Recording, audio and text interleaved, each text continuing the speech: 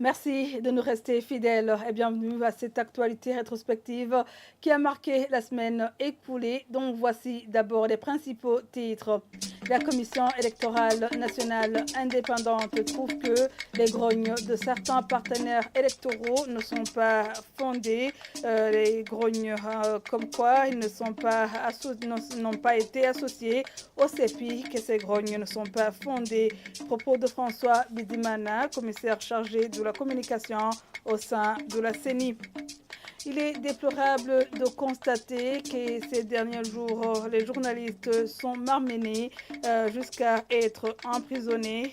Jean-Claude Kavumbagou, journaliste expérimenté et directeur des publications du journal en ligne NetPress, rappelle aux journalistes de ne pas céder à ces intimidations.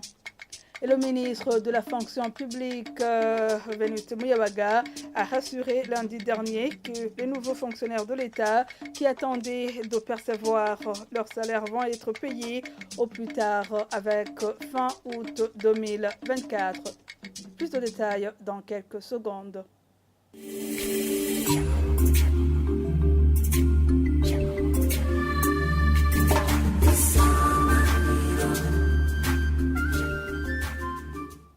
Bienvenue encore une fois. L'organisation Enveloppe Burundi trouve que l'essentiel pour les prochaines échéances électorales sera que les démembrements de la Commission électorale nationale indépendante respectent la volonté des électeurs. Réagissant à la récente mise en place des nouvelles commissions provinciales indépendantes CEPI, le coordinateur général et porte-parole de l'Observatoire national des élections et des organisations pour le progrès a appelé toutes les parties prenantes à œuvrer pour la paix dans ce processus, alors que certains partis politiques ont déploré n'avoir pas été représentés. Sulpice Mouliquier a dit être satisfait de la représentativité de l'ONELOP. Et le Conseil national des églises du Burundi, SNEB, a demandé à la Commission nationale indépendante CENI de veiller à ce que les prochaines commissions communales soient inclusives. Le secrétaire général du SNEB trouve que les commissions provinciales récemment mises en place n'ont pas été effectivement inclusives.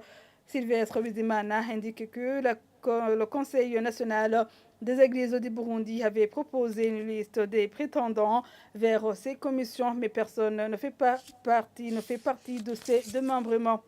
Sur ce, la Commission électorale nationale indépendante trouve que les grognes de certains partenaires électoraux qui disent n'être pas associés dans la mise en place des commissions électorales provinciales indépendantes CEPI ne sont pas fondées. François Bidimana, commissaire chargé de la communication à la CENI, a expliqué que ses partenaires n'avaient pas présenté leur dossier à la CENI. Suivez.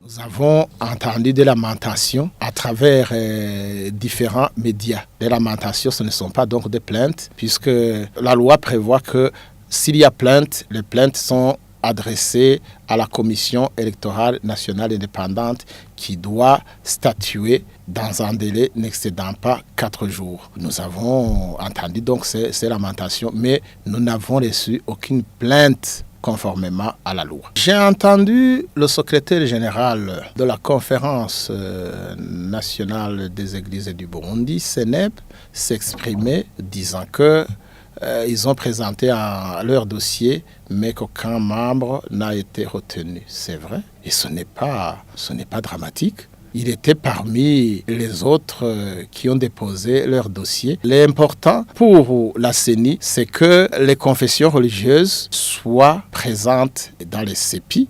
Même à l'absence du SNEB, il y a d'autres confessions religieuses qui ont été choisies pour faire partie des équipes des CEPI. Et sur un total de 9 confessions religieuses ou groupes de confessions religieuses qui ont présenté leur dossier, 5 font partie des commissions électorales provinciales indépendantes sur tout le territoire national. Pour le cas de l'Église catholique, nous n'avons reçu aucun dossier de manifestation d'intérêt de la part de l'Église catholique. Est-ce que vous les avez contactés par des annonces écrites? Quand vous voulez communiquer avec quelqu'un, il y a plusieurs façons de le faire. En date du 17 mai 2024, la CENI a organisé une rencontre à l'intention des partenaires électoraux, dont l'Église catholique. Et l'Église catholique était présente dans cette rencontre parce qu'elle avait été invitée par la CENI. Et au cours de cette réunion, la CENI a porté à la connaissance de tous les participants que ceux qui le souhaitent peuvent présenter leur dossier s'ils veulent faire partie des équipes des commissions électorales provinciales indépendantes. L'Église catholique était au courant, mais nous n'avons vu aucun dossier de leur part.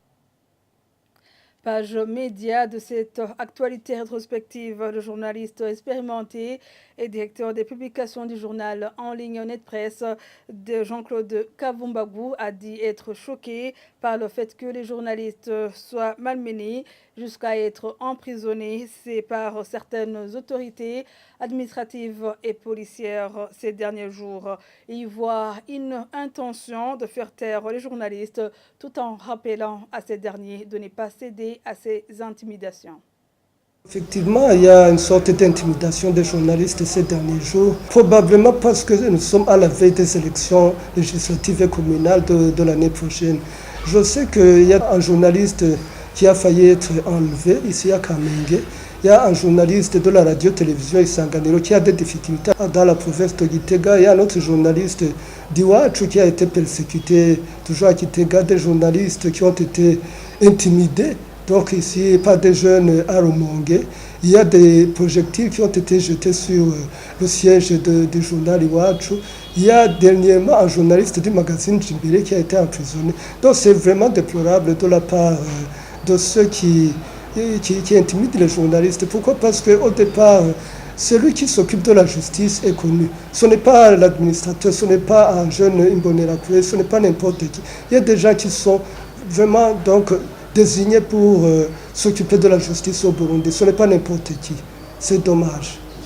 Bon, alors, il faut dire que même les journalistes ne sont pas décents. Il y a des journalistes qui abusent probablement. Je n'ai pas de cas pour le moment, mais certainement qu'il doit y en avoir. Je voudrais demander à tous les journalistes d'être vraiment professionnels pour faire correctement leur travail, parce que ce sont des citoyens comme tout le monde et ce sont des patriotes, après tout, qui sont des références de la société. Son confrère trouve aussi qu'il est déplorable d'entendre que les journalistes de la radio Bonesha FM et de la radio-télévision Isanganiro ont été interdits de couvrir l'audience publique du procès Kenny Claude Ndouimana mardi dernier au tribunal de grande instance de Mukaza en mairie de Bujumbura. C'est la réaction de Jean-Claude Kavumbagou. Pour lui, le siège voulait empêcher aux journalistes d'être au courant des révélations qui n'étaient pas de nature à faire plutôt plaisir aux personnalités impliquées dans ce procès. Toute personne est autorisée à assister à une audience si celle-ci est publique, y compris même les journalistes. Ces explications sont de maître Fabien Segatois qui réagit à l'interdiction faite aux journalistes de la radio Bonesha FM et la radio-télévision Isanganiro de couvrir l'audience publique du procès Kenny Claude Ndouimana mardi dernier. Maître Fabien Segatois a affirmé qu'une telle exigence n'avait pas raison d'être tant que l'audience est publique. L'audience publique, comme dit le nom public, est caractérisée par comment on peut dire, l'autorisation à toute personne qui veut d'entrer et de suivre le déroulement des débats. C'est ça qu'on appelle audience publique. Donc, et à ce moment-là, les portes du tribunal ou de l'endroit où on siège sont ouvertes pour que n'importe qui a envie d'aller suivre le déroulement des débats puisse entrer s'asseoir. Il se peut quelquefois que le juge président du siège puisse voir que la sécurité ou les bonnes mœurs puissent être en danger s'il y avait une audience publique. En ce moment-là, il ordonne le huis clos. Le journaliste a tous les droits de citoyen, tous les droits civils d'un citoyen. Les interdits, c'est lorsque le journaliste maintenant commence à commenter les débats qui sont bien sûr publics, mais où il n'y a pas encore de jugement.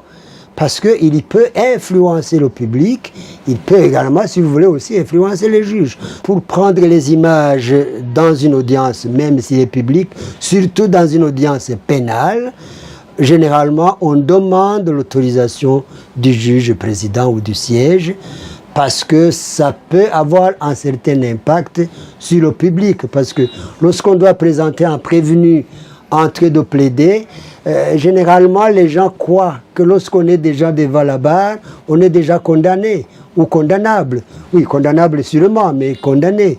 Donc en d'autres mots, il y a ce qu'on appelle la présomption d'innocence qui est en fait violée. Il n'y a pas un domaine dans lequel le journal ou le journaliste n'a pas le droit d'informer le public. Surtout lorsque, comme vous avez dit, le débat est public.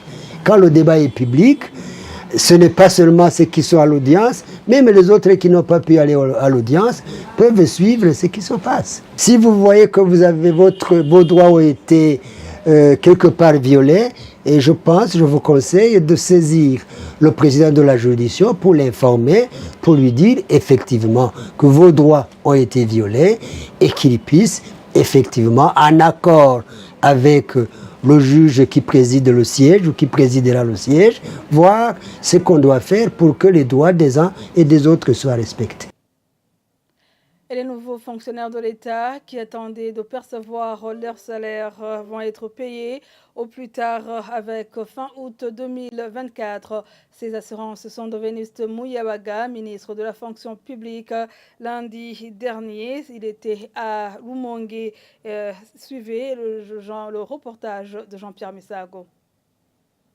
Dans cette réunion, Vénuste Mouyabaga, ministre de la fonction publique, du travail et de l'emploi, a déclaré que la plupart des dossiers des nouveaux fonctionnaires qui attendaient d'être payés depuis des mois sont parvenus à son ministère depuis le mois d'avril de cette année. Depuis lors, son ministère s'active pour les rétablir dans leurs droits et a déjà jusqu'ici payé 75% de ses fonctionnaires.